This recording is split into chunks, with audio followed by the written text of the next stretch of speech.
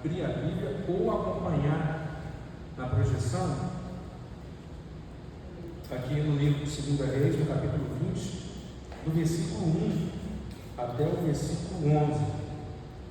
2 Reis, capítulo 20, do versículo 1 até o versículo 11. Diz assim, a minha versão aqui é Almeida, tá? Almeida corrigida. Diz assim, naqueles dias adoeceu Ezequias de morte, e o profeta Isaías, filho de Amós, veio a ele e lhe disse, assim diz o Senhor, ordena a tua casa, porque morrerás e não viverás. Então virou o rosto para a parede e orou ao Senhor, dizendo, ah, Senhor, se servido de te lembrar de que andei diante de ti em verdade com coração perfeito e fiz o que era reto aos teus olhos. E chorou Ezequias muitíssimo. 4.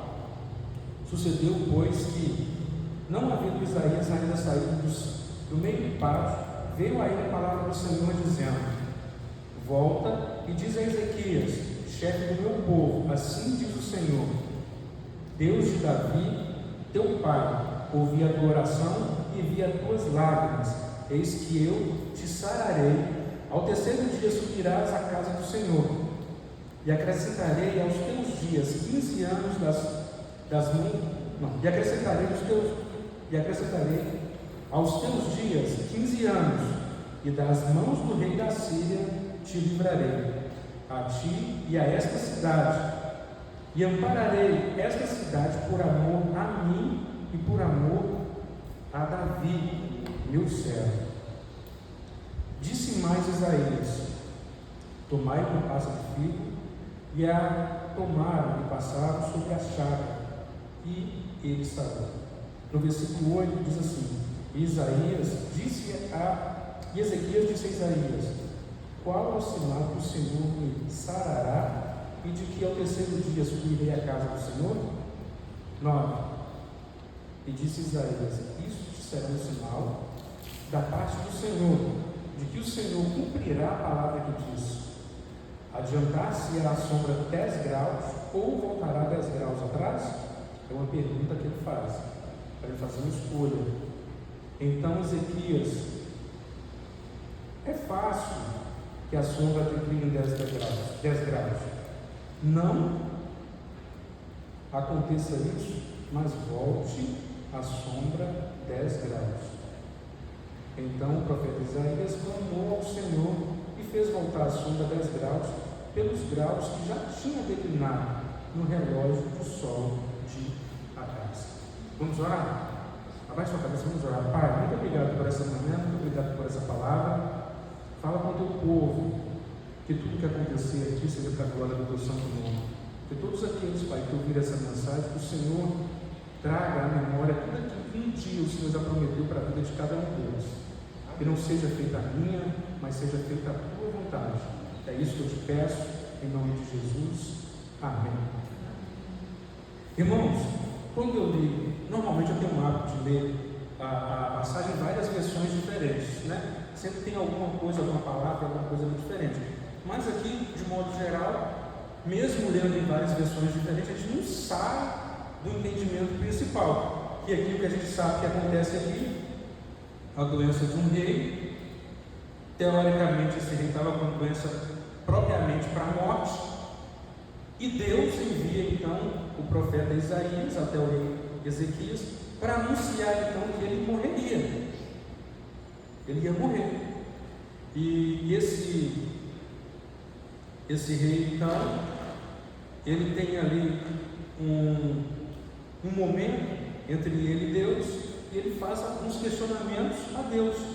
E Deus ouve então a sua oração, vê ali as suas lágrimas e fala com que o rei, fala com que o profeta, no caso o profeta Isaías, volte e anuncie novamente uma nova mensagem para aquele rei, para que aquele rei então saiba que de fato Deus está ouvindo e está cuidando dele. E nessa manhã aqui, o tema da nossa mensagem é Encontro Secreto. O tema dessa mensagem é Encontro Secreto. Eu estou com essa mensagem há algum tempo já, mas não conseguia, de fato, finalizá-la. E eu só consegui finalizar nessa manhã. Acordei cedo e fui finalizar essa mensagem. E eu queria, antes de fato entrar aqui nas partes mais importantes, eu queria fazer com os irmãos aqui só uma parte muito, muito legal. Em alguns momentos da nossa vida, isso aconteceu já comigo, provavelmente já aconteceu com você ou com algum conhecido. Nós temos um encontro com nós mesmos. Ou seja, eu tenho encontro comigo mesmo, ou seja, você tem encontro com você mesmo, tá? Independente do que está acontecendo. Mas isso normalmente acontece em um momento de fragilidade, possivelmente no momento de doença. Isso acontece com muita frequência no momento de doença. Todo mundo já ouviu isso. Fulano de tal está com doença e provavelmente essa doença é uma doença séria. E a gente sabe então que essa pessoa, já tendo essa consciência, ela vai refletir a partir então desse entendimento sobre a sua vida, o que ela fez no decorrer da sua vida inteira. E ela chega a algumas conclusões. Não tenho mais, digamos assim, a pessoa chega à conclusão, não tenho mais muito tempo de vida, mas até o momento de hoje que eu estou vivendo, o que eu tenho feito da minha vida até então. E aí a gente sabe que a pessoa chegando em encontro com ela mesma, vai acontecer vários questionamentos. Ela vai pensar o seguinte: eu poderia ter me esforçado mais, eu poderia ter mais filhos, eu poderia ter cuidado melhor da minha família, eu poderia ter me dedicado mais ao trabalho do Senhor, eu poderia não ter feito aquilo, eu me arrependo daquilo que eu fiz. E são várias questões que vêm ao nosso entendimento quando a gente começa a encontrar com a gente mesmo e fazemos essas perguntas. Não sabemos então dali para frente o que aconteceria. Foi o que a gente teve aqui na escola dominical nessa manhã. As nossas ansiedades, as nossas preocupações, não sabemos o que vai acontecer amanhã, mas nós vivemos o nosso hoje, nós vivemos o nosso presente.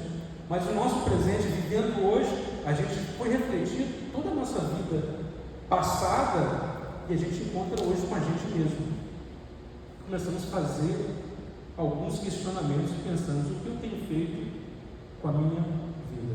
O que eu tenho feito com o que Deus colocou na minha mão? O que eu tenho feito em prol daqueles que me rodeiam? Então são vários questionamentos que a gente faz. Mas também eu quero deixar um outro exemplo aqui.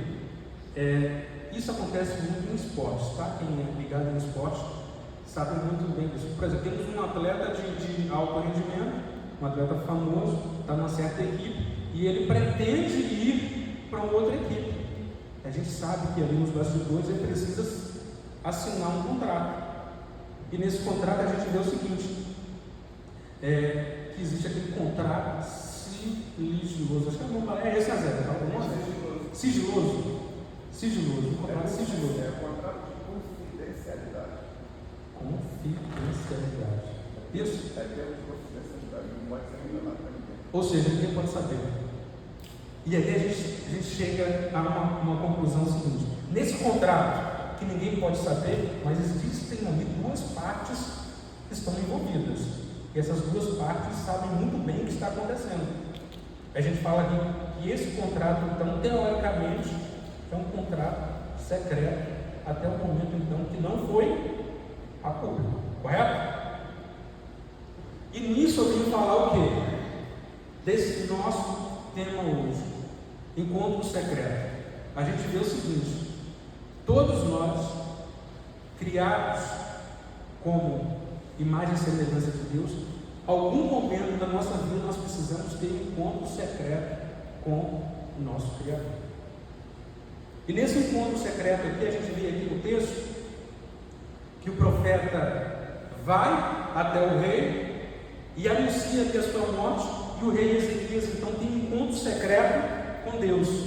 Só ele, Deus. E aqui no versículo 1 diz que Ele vira o seu rosto para a parede, em algumas versões, e fala o seguinte: Deus, eu tenho andado em retidão ao Senhor, e eu tenho feito aquilo que é bom aos teus olhos. Quando a gente vê na história, a gente vê que o rei Ezequias foi um bom rei, foi um rei que fez o bem ali para Israel, foi um rei que colocou ali a casa em ordem, de fato, de modo que os reis anteriores adoravam outros deuses.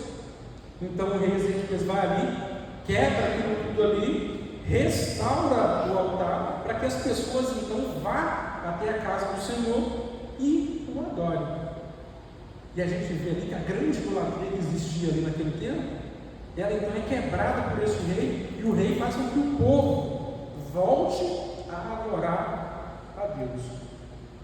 E nesse momento único entre o rei Ezequias e Deus, eles tiveram um encontro secreto.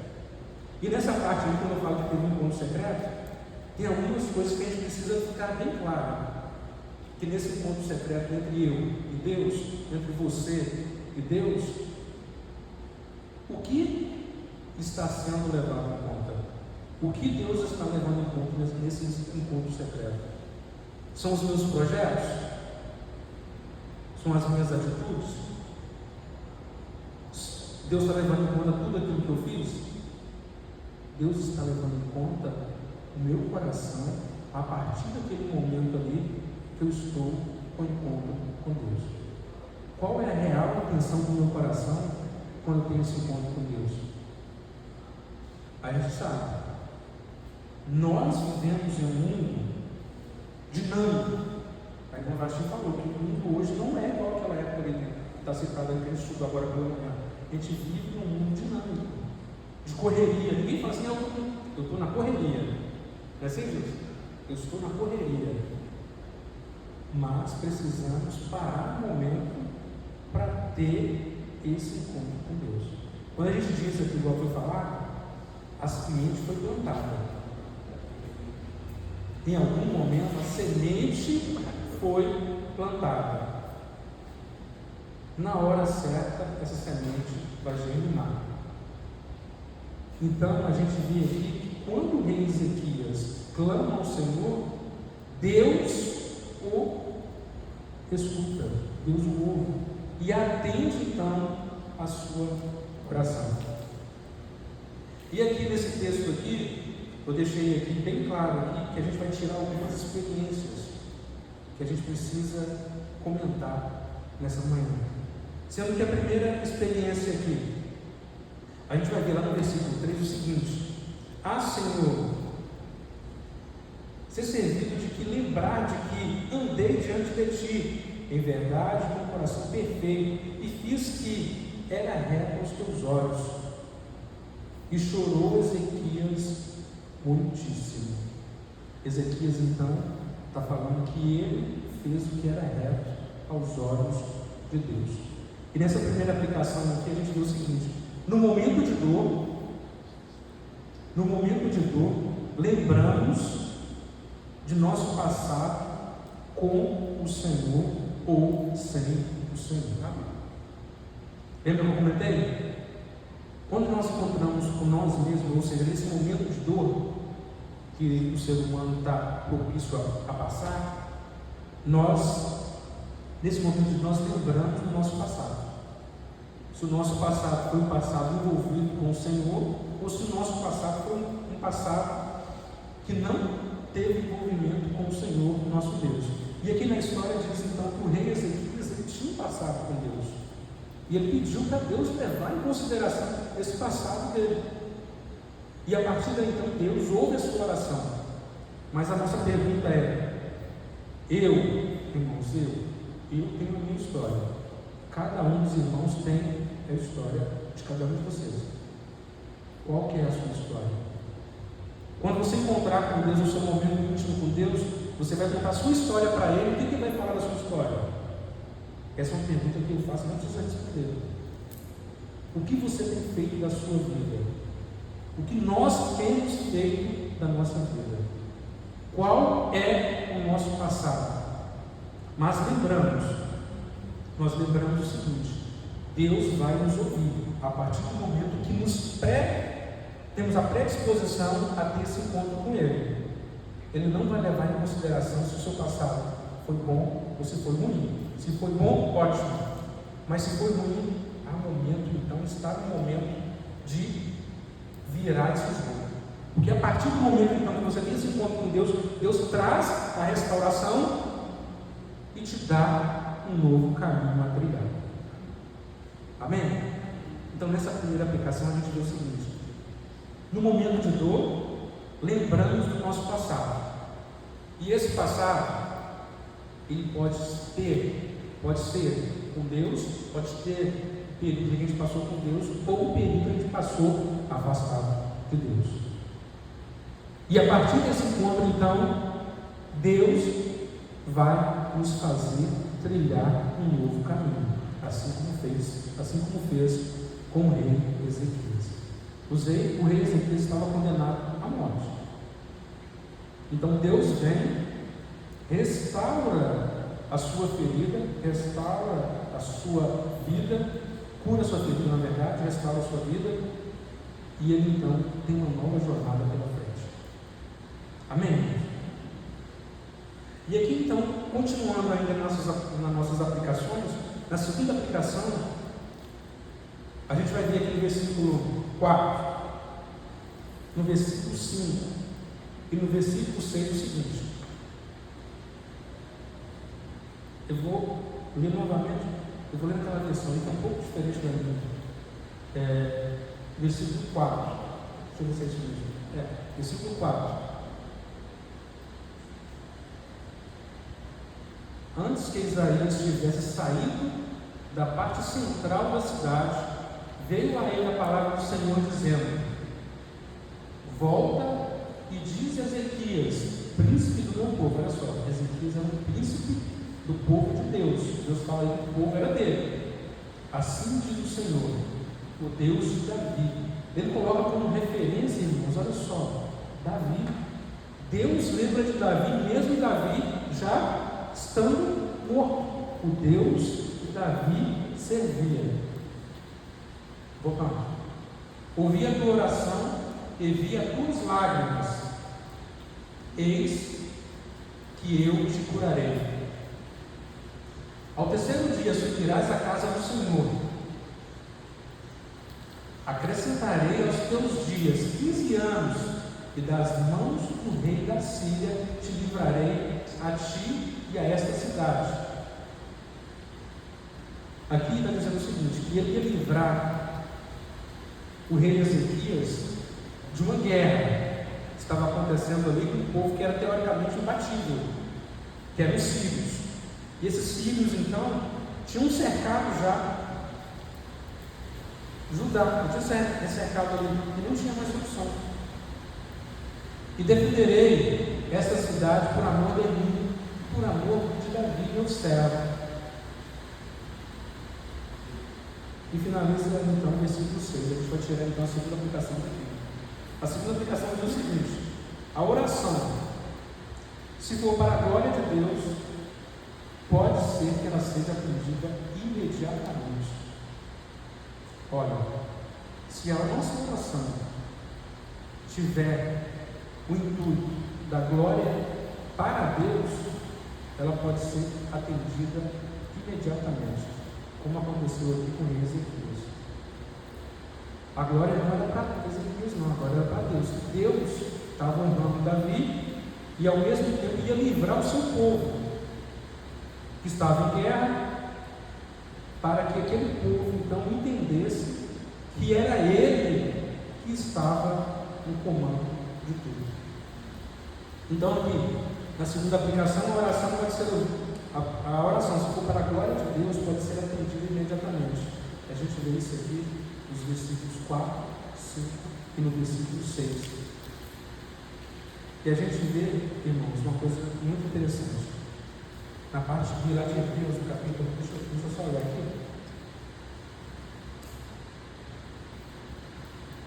Hebreus não, Tiago 5, no versículo 16, na parte B, diz que a oração de um justo é poderosa.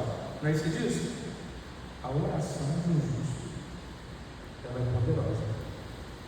Eu lembro, irmãos, hoje, isso aconteceu há mais de 20 anos, e eu só consegui entender hoje pela manhã. Imagina só, uma experiência de mais de 20 anos, só 20 anos depois você consegue entender. Uma certa vez, eu já contei essa história aqui, uma certa vez, eu estava ali, estudando ainda, fazendo faculdade, de farmácia, e não tinha condições mais financeiras de manter aquela faculdade, de continuar os estudos ali. E eu basicamente já tinha feito tudo aquilo que me cabia, fazer o que eu tinha feito, e não conseguia avançar. Então eu levantei pela manhã no sábado e falei assim: hoje então eu vou terminar a faculdade e vou voltar lá para a minha cidade, minha terra natal.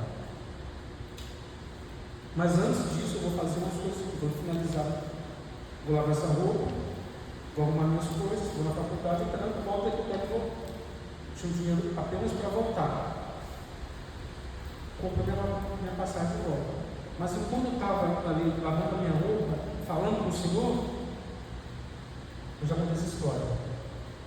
Minha campainha toca, eu vou atender a pessoa que toca ali, que está chegando.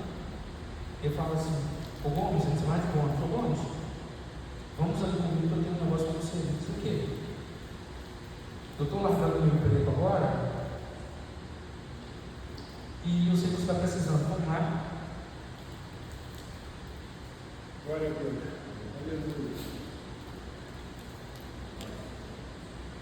Para onde glória do Senhor.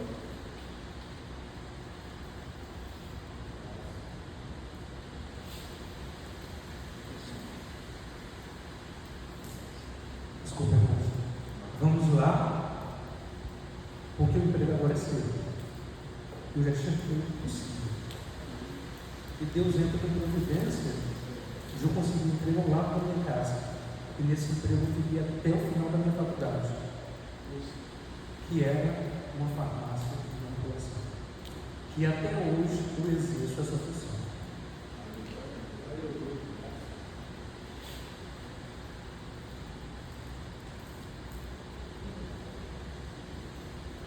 Deus me fez entender que o propósito dele não é aquilo que eu estou querendo. Ele usa aquilo que a gente está fazendo em benefício à obra dele. Sabe? Semana passada eu estava conversando com um profissional da nossa área. Eu falei para ele assim: ó, provavelmente já tem mais de 20 mil atendimentos na minha área. Todos os dias, quem já vive na nossa farmácia já sabe disso. Todos os dias, todo início de semana, a gente faz a nossa oração e pede que tudo aquilo que a gente produzir aqui seja para a restauração da saúde das pessoas, para que o nome do Senhor seja glorificado. Deus me fez entender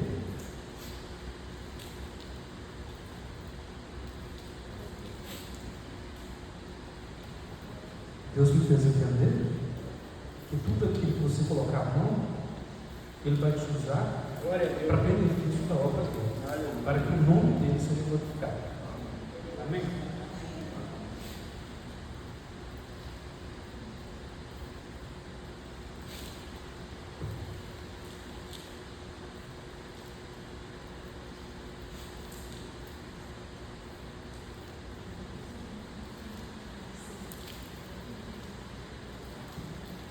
Só então eu consegui entender por quê.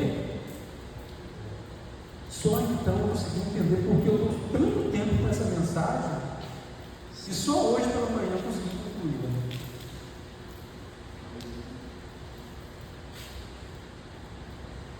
Vamos continuar. A terceira aplicação aqui diz o seguinte: Deus usa os recursos ao nosso redor para promover ou para promover a solução. O que isso quer dizer?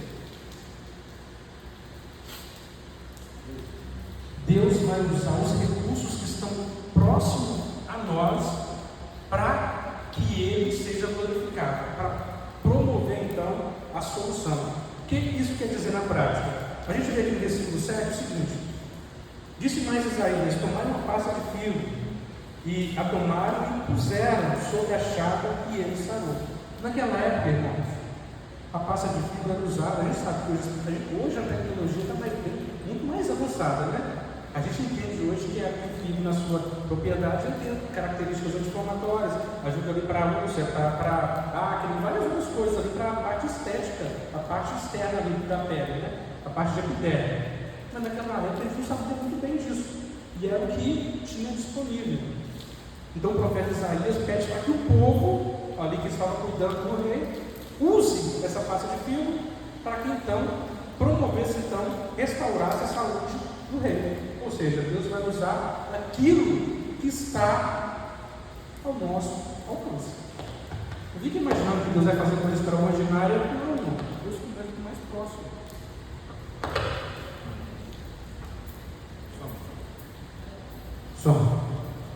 Som. Deus vai usar aquilo que está próximo a nós, que está ao alcance das nossas mãos, para que o nome dele seja glorificado. Pode ser coisa simples. Sim, pode ser coisa simples. Mas a glória vai para o seu nome. Amém? A gente vê aqui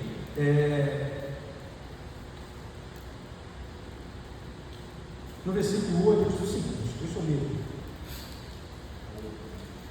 E Ezequias disse a Isaías: qual é o sinal de que o Senhor me sarará, de que ao terceiro dia subirei à casa do Senhor? Aqui no versículo 8 ele diz ali, naquela época, irmãos, o relógio não é o relógio que a gente tem aqui. Esse relógio é de sombra, né? Deus usou aquele relógio ali para mostrar que ele estava dominando todas as coisas. A gente sabe que a sombra que marcava a hora, a sombra declinava e ia. Mas alguém já viu sombra voltar? Não acontece. O sol vai sempre avançar, o sol não avança. Mas apesar que a gente vê na Bíblia um momento que o sol parou, né? E a gente vê o seguinte, que ele usa então ali aquele relógio para mostrar que ele é soberano e ele faz o possível, mas ele também faz o impossível. E ele ora e quer sinal a Deus, e Deus então faz retroceder a sombra sobre aquele relógio. Então Deus vai usar aquilo que está próximo a nós. Amém? Passando para a quarta aplicação. Na quarta aplicação, irmãos, é sempre uma continuidade. A gente viu aqui a primeira aplicação, que no momento da dor, lembramos do nosso passado e nós sabemos se esse passado foi com Deus ou sem Deus. E nós então avançamos a partir desse momento que nós temos encontro com o Senhor. E a segunda aplicação, a oração, se for para a glória de Deus, ele pode nos atender até imediatamente, mas a glória tem que ser para Deus. Tá? É claro que a gente não é proibido pedir Deus para me ajudar nos meus projetos, nos meus planos, não é proibido isso. Mas a gente tem que entender que a glória precisa ser para Ele. Amém? Na quarta aplicação, a gente vê o seguinte: as nossas gerações, elas são abençoadas a partir do encontro que tivemos com Deus. Olha que interessante isso, irmão.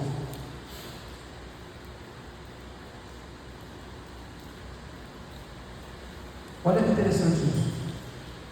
As nossas gerações, elas podem ser abençoadas a partir do momento que nós tivemos encontro com o Senhor.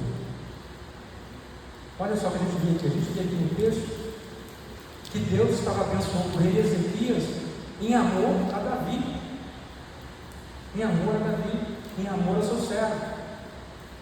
Olha só que interessante. Eu vi aqui ainda que a gente sabe o seguinte, lá em Provérbios, capítulo 7, a memória do justo é abençoada. A memória do justo é abençoada. Irmãos, várias vezes eu tenho a memória do nosso antigo pastor aqui. Quem sabe que é uma pessoa justa, que nunca vai morrer, vai ser sempre abençoada. As pessoas próximas a nós, a memória do justo, ela é abençoada. E a gente vê ainda, irmãos, eu tive a oportunidade de ver um pouco mais detalhado, né? E alguém conhece aqui o pastor Paulo Canuto? Alguém conhece o pastor Paulo Canuto? Já ouviu falar? É um pastor lá da cidade de Santa Luzia, Belo Horizonte. E ele tem algumas experiências com Deus que são muito interessantes. E eu vou colocar uma aqui que ele fala o seguinte, dando continuidade ainda, que as nossas gerações, as próximas gerações são abençoadas a partir do nosso encontro com Deus. Olha só, o pastor Paulo Canuto diz o seguinte, que a mãe dele era uma pessoa temente ao Senhor. Ela buscava a Deus, falava com Deus, apesar de ser casada com um homem que era extremamente rude, ignorante, bravo, e maltratava não só ela, mas também os próprios filhos. Ele dá alguns exemplos ali. Ele fala que a sua mãe nunca deixou de orar por ele. E o pastor, ainda quando jovem, ele era uma pessoa que acabou caindo no crime. E por muitas vezes o Senhor livrou ele de coisas que eram consideradas quase impossíveis. E ele conta vários testemunhos. Mas o que nos chama mais atenção aqui, que cai muito bem no nosso sermão de hoje, é algo muito interessante que ele diz o seguinte. Ele diz que em um momento, quando ele tinha em torno de 40 anos, ele morre. Presta atenção nisso, irmãos. Isso não é minhas palavras, tá? É o pastor que diz. Ele diz que ele morre e que ele tem um encontro com Jesus, um encontro secreto. E ele teve 5 parábolas cardíacas. Foi chegar no hospital, o médico já tinha feito ali o laudo da morte dele, e ele explicando. Uma vez ele voltou e ele já estava em encontro com Jesus. Ele falou que saiu do corpo e viu o que os médicos estavam fazendo ali. Ele fala que voltava, e Jesus fala, vai lá e fala que você vai voltar. Ele vinha e falava assim, eu vou voltar. E saía de novo. E continuava o encontro com Jesus ali. Ele fala que Deus, Jesus no caso, não deixava ele virar, mas ele sabia que era Jesus que estava falando com ele. E ele diz o seguinte, eu até notei para não esquecer. Ele diz, pastor, assim, você é um suicida. E ele não conseguiu entender, você é um suicida. Jesus falou para ele. Eu tinha um plano extraordinário na sua vida. Eu tinha um plano extraordinário na sua vida, mas você mesmo procurou a sua morte. Aí ele fala que Jesus fez ele ver o seu próprio velório. E no velório as pessoas olhavam e falavam assim, o irmão Paulo era uma bênção. Por que será que Deus o levou tão cedo? O irmão Paulo era uma bênção. Por que Deus o levou tão cedo? Porque Jesus o levou tão cedo. Ele viu o seu velório, tá? Jesus fez ele enxergar isso.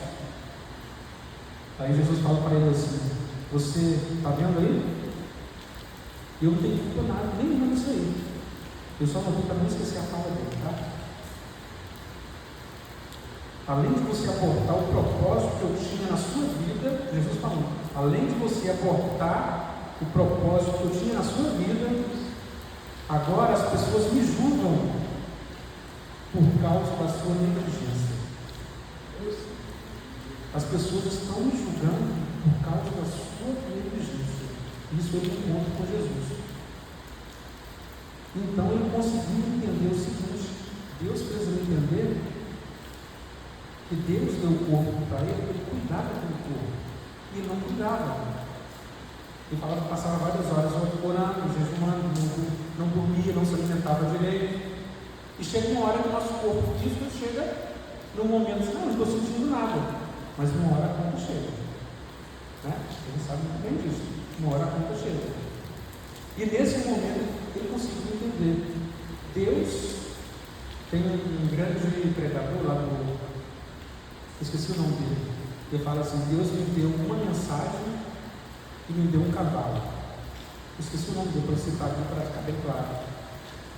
Ele fala assim: eu matei um cavalo e agora não consigo levar a mensagem. Um grande pregador que teve na Europa, que morreu aos 29 anos de idade.